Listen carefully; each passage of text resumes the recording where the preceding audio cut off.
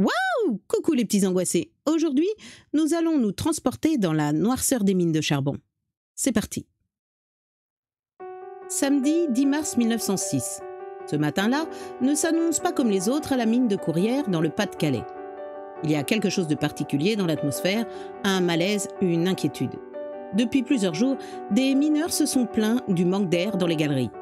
Mais cette fois, c'est pire. Ceux de l'équipe de nuit qui remontent préviennent leurs camarades. « Ne descendez pas, les gars. Les chevaux sont affolés. »« Tous ?»« Oui, tous. Ils se préparent quelque chose. Il n'y a pas de doute. » Les bêtes, les mineurs le savent, sentent les catastrophes avant les gens.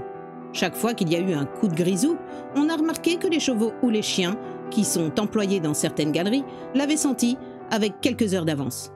Du coup, des attroupements se forment et des discussions avec les représentants de la direction sont vives.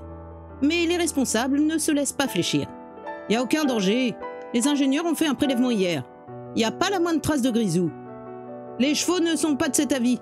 Il faut en faire d'autres. Si vous voulez, mais en attendant, vous devez descendre. Il n'est pas question d'arrêter l'exploitation. Il n'y a rien à faire. Il faut aller au travail ou se mettre en grève. Mais la grève, c'est renoncer à la paye. C'est s'engager dans une aventure périlleuse à l'issue incertaine. » Surmontant leur peur, les mineurs prennent le chemin des ascenseurs, en espérant que les chevaux se trompent. Ils ne se trompent pas, malheureusement. Et les ingénieurs non plus, d'ailleurs. Leurs analyses ont bien été faites. Il n'y a pas la moindre présence de grisou dans les galeries, seulement ce qu'on ignore à l'époque, c'est que les poussières de charbon mélangées à l'air dans certaines proportions peuvent être aussi dangereuses et meurtrières. Environ 1 heure plus tard, ceux qui se trouvent à la surface, sur le carreau de la mine, se figent, épouvantés. Une violente explosion vient de retentir et elle se prolonge, exactement comme un bombardement d'artillerie. Elle vient de loin, mais sous les pieds, sous terre. C'est un bruit sourd, doublé d'un tremblement. Lorsqu'elle s'arrête enfin, on assiste à un spectacle hallucinant. La cage du puits numéro 4 jaillit en l'air, comme un bouchon de champagne. Un ouvrier qui se trouvait dessus, occupé à une réparation, est projeté avec elle et avec un interminable vol plané, retombe mort. Quelques minutes après, on voit sortir du puits 11, voisin du 4, des hommes chancelants. Ils n'ont plus de cheveux, de sourcils ni de barbe. Certains portent d'affreuses blessures. Ils répètent d'un air hébété. « Morts! Ils sont tous morts !» Ce n'est pas exact. Dans les heures qui suivent, plus de 500 survivants vont sortir à leur tour, échappant au feu et aux gaz toxiques. Une fois connue, la nouvelle provoque une émotion sans précédent non seulement dans la région, mais dans la France entière. Au drame humain s'ajoute vite une crise sociale, car cette fois, c'est la grève dans les charbonnages pour obtenir les meilleures conditions de sécurité. Le 13 mars, aux obsèques des premières victimes, une manifestation se forme spontanément au cri de « Assassin !» et de « Vive la grève !» L'arrêt de travail est bientôt général et il concerne pas seulement le bassin minier du Pas-de-Calais, mais tous les charbonnages français. Et les patrons sont bien forcés de capituler, dans leur propre intérêt d'abord.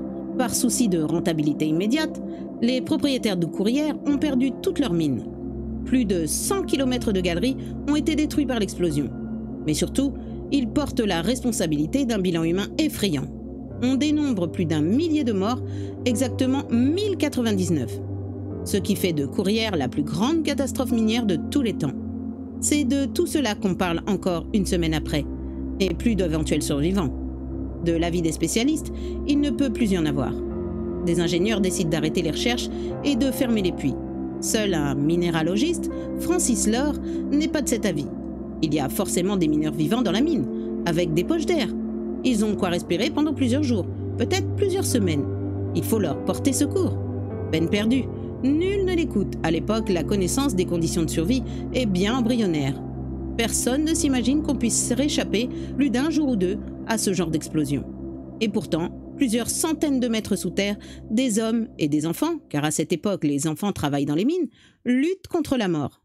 Au moment de la catastrophe, Anselme Pruvot, 13 ans, a entendu une explosion lointaine. Près du treuil à chaîne dont il avait la charge, son porion, c'est-à-dire son contremaître, lui a lancé l'ordre bref. « Ne bouge pas, je vais voir ce qui se passe. » Le porion n'est jamais revenu. Et peu après son départ, une violente bouffée de gaz a jeté Anselme à terre. À moitié asphyxié, il s'est effondré. Quand il est revenu à lui, l'obscurité était totale. Il avait mal à la tempe et à l'œil droit. Il a compris qu'il s'était blessé en tombant sur sa lampe. Il s'est mis en marche, il a buté sur quelque chose et est tombé de nouveau. C'était un cadavre. Il a fait un pas et il en a rencontré un second. C'est alors qu'il a senti une main lui frôler l'épaule. Une voix retentit dans le noir. C'est un gamin de son âge. Moi, je suis Didier Martin. Et toi? Anselme Pruvot. Peu après, ils étaient 5, 3 enfants. Pruvot, Martin et Nenny. Et 2 adultes. Le petit Anselme a eu une idée.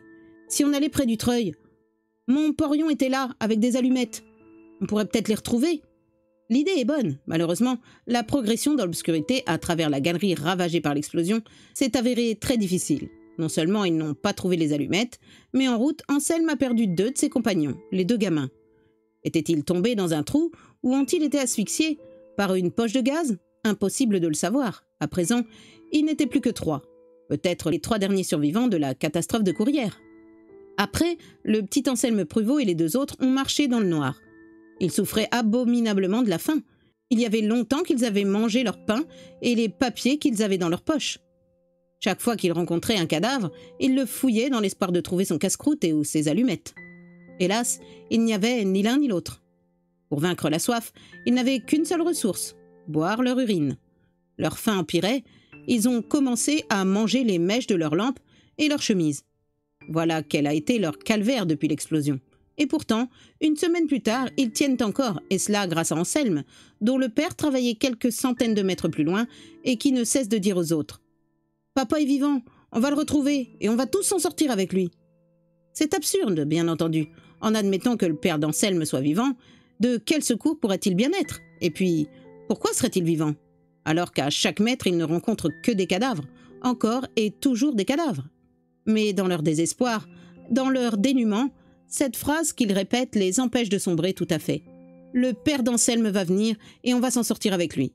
Et le plus extraordinaire, c'est que le père d'Anselme Pruvot est vivant. Mieux encore, lui sait que son fils a réchappé à l'explosion. Il se trouvait dans un groupe de 8 mineurs, tous adultes, lorsqu'il s'est heurté aux 2 gamins, Nenny et Martin, qui avaient perdu le contact avec les autres. Et la première chose qu'ils ont dite est « Anselme est vivant !» Alors, dans l'autre groupe, chacun répète la même phrase, comme un écho à la précédente. Il faut retrouver le fils Pruvot. Et eux aussi, c'est à cause de cela qu'ils tiennent. Sans doute, certainement même. Y a-t-il eu d'autres groupes de survivants après la catastrophe? Mais si seuls ces 2-là sont sortis, c'était qu'ils étaient guidés par cette force, un père et un fils qui voulaient se rejoindre. Le père Pruvot et ses compagnons sont plus chanceux que le petit Anselme. Ils errent longtemps dans l'air raréfié et la chaleur étouffante, allant au hasard, tournant en rond au milieu des éboulements, faisant demi-tour quand ils rencontraient une galerie bouchée. Et brusquement leur arrive un cadeau du destin, un cheval vivant. Tout heureux d'avoir retrouvé des hommes, ils sautillent et hennissent joyeusement. Bien qu'ils soient dans le noir absolu, ils savent qui il est. C'est le compagnon de travail de l'un d'eux, Couplet. Celui-ci l'appelle par son nom. « Écuyer !» Et le cheval se dirige vers lui. Malheureuse bête, il est victime, comme eux. Mais ce n'est pas le moment ni le lieu de s'attendrir. Couplet dit aux autres « Je le ferai moi-même, je veux qu'il s'ouvre le moins possible. » Il prend son pic, le lève à la hauteur de la tête du cheval et frappe de toutes ses forces.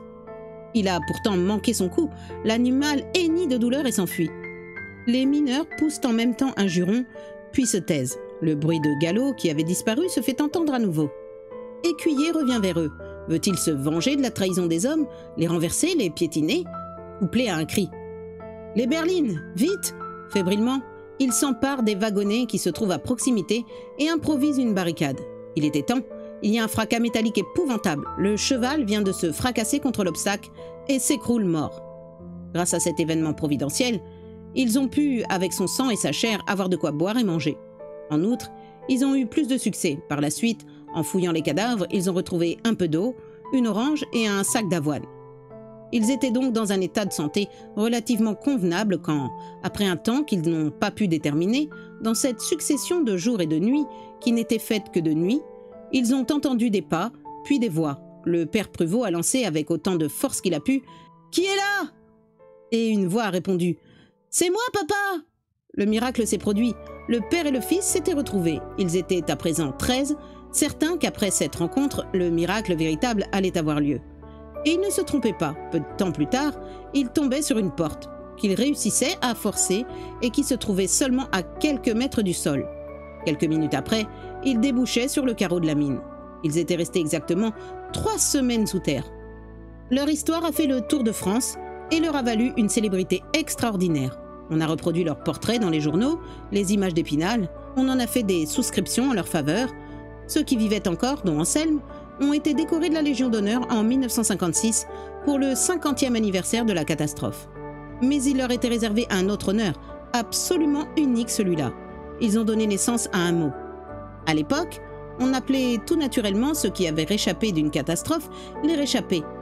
Mais dans le Pas-de-Calais, on prononçait à la picarde « rescapés ». Et la presse, à leur tour, a donné ce surnom, que plus tard la langue allait adopter. Tous les dictionnaires nous le confirmeront, le mot « rescapé » vient de la catastrophe de Courrières en 1906. Anselme Pruvot, père et fils, et leurs 11 camarades ont été et demeureront à jamais les premiers rescapés.